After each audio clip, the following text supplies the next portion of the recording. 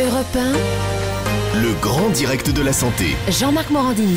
Docteur Sinéoana, on commence du début. D'abord, la liposuction, qu'est-ce que c'est?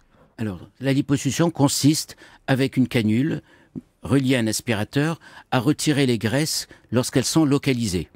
J'insiste sur ce mot localisé, parce que ces surcharges graisseuses sont dans une zone précise. C'est différent de l'obésité, c'est différent de la surcharge pondérale. Donc on s'adresse à des zones que l'on a dessinées, on va aspirer cette graisse et on l'a constaté, c'est maintenant une certitude depuis longtemps, que ces graisses ne peuvent pas revenir parce que la cellule en totalité a été aspirée.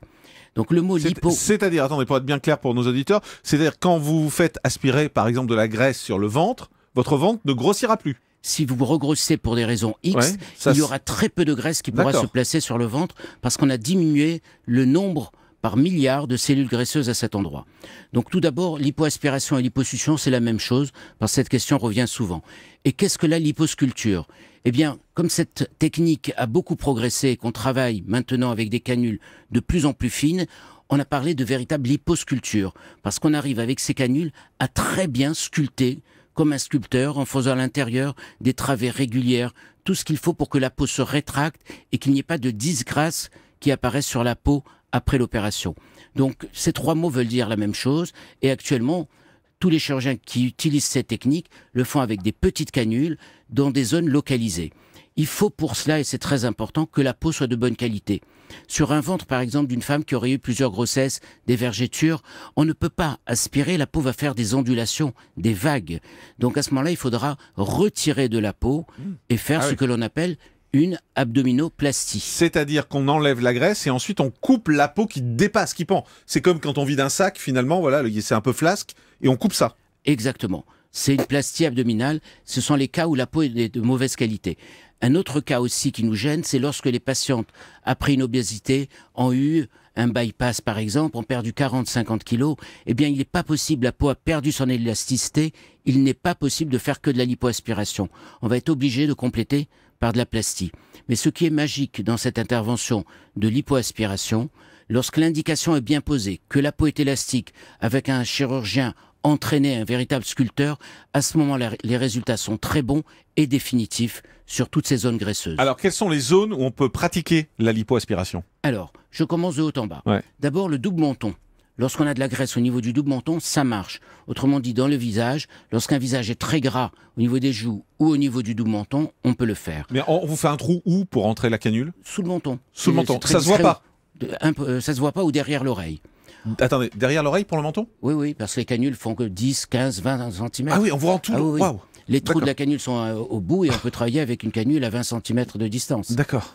Ensuite, au niveau des seins, eh bien, on peut faire une lipoaspiration sur une masse graisseuse du sein. Et là, je parle pour les garçons qui ont une gynécomastie, c'est-à-dire qui ont eu la glande mammaire qui s'est trop développée à l'âge de la puberté, et ça représente 7% des garçons. Ne pas s'inquiéter, une lipoaspiration pour cette adipomastie résout le problème. Pour les femmes aussi? Pour les femmes, les femmes qui ont de trop gros seins? Quand c'est du tissu graisseux, pas de la glande. On peut réduire, absolument. Ensuite, on continue à descendre. Les zones les plus fréquentes, ce sont le ventre, le petit bedon chez la femme, les poignées d'amour, hommes et femmes, les culottes de cheval chez la femme, l'intérieur des cuisses, l'intérieur des genoux et l'intérieur des chevilles. Toutes ces zones sont lipoaspirables et une fois que nous avons retiré cette graisse, elle ne revient plus. Donc suivant les cas, on peut être amené à faire que quelques zones, à faire la totalité, une petite partie sous anesthésie locale. Si c'est une grande opération sous anesthésie générale, ça peut aller de 1 demi-litre à 3, 4, 5 litres de graisse. 5 litres de graisse. Qu'est-ce qu'il y a comme cicatrice une fois qu'on a fait ça? Quand on fait le ventre, je suppose que ça doit être a priori ce qu'on fait le plus souvent. Qu'est-ce qui reste comme cicatrice? Elles sont minimes, quelques millimètres. Quelques millimètres? Quelques millimètres. Même pas centimètres? Oui, moins d'un centimètre. Et elles sont cachées, puisque les canules sont longues, elles sont cachées à distance. Pour le ventre, on peut passer par le pubis, directement dans les poils. Comme ça, on ne voit rien. Pour l'intérieur des cuisses, on peut passer aussi dans le pli inguinal, ce qui permet de ne pas voir les cicatrices. On va prendre des témoignages au standard d'Europe 1. On dit un mot des risques quand même, parce que c'est important toujours quand on parle d'une opération. Comme toute opération, il y a des risques. Donc les précautions avant, les examens, la visite avec l'anesthésiste quand c'est une anesthésie générale, le délai de réflexion. Et le risque spécifique de cette opération, c'est le risque d'une peau qui ne se rétracte pas bien et qui laisserait des petites vagues.